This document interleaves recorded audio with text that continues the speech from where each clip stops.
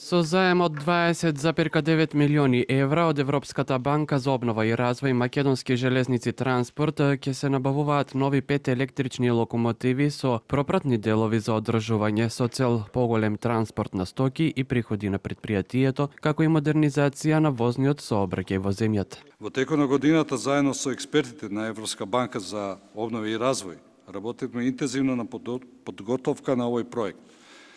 Денес, со подпишувањето на договор за заем, се создава основа за обнова на возниот парк и унапредување на сигурноста и ефикасноста на железничкиот сообраќај. Заменик председателот на влада и министер за транспорт и врски Александар Николовски потенцира дека од 0 функционални локомотиви во Македонија ќе добиеме модерна флота за коридорите 8 и 10.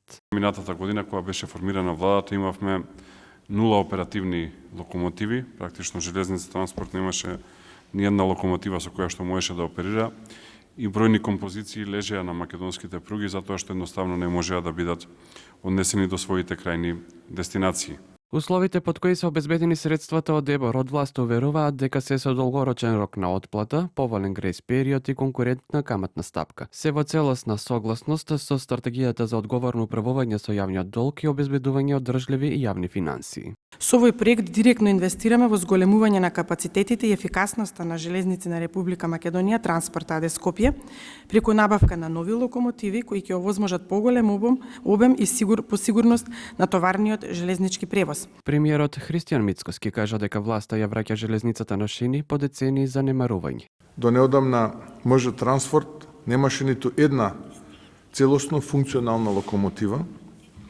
Повеќе од 20 меѓународни товарни композиции беа стопирани во Гевгелија без можност товарот да се транспортира кон европските пазари.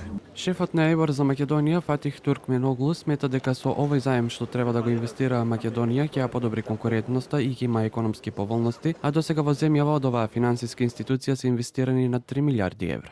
Договорот што го подпишуваме денес ја потврдува нашата постојана посветеност за поттикнување на одржлив раст, подобрена поврзаност и поголема конкурентност во Северна Македонија. Состојбата со железничкиот сообраќај во Македонија со години пропаѓа. Линијата до Кочани е укината повеќе од една деценија. Од 11 овој месец возовите кон Битола и Велес не сообраќаат поради најавена реконструкција на пругата на делницата Скопје-Зелениково. До Гевгелија пак има 2 линии. Вистински предизвик е да се патува со воз, бидејќи не се знае дали ќе се стигне до крајната дестинација поради чести дефекти на локомотивите, но и бавното движење поради застарената инфраструктура.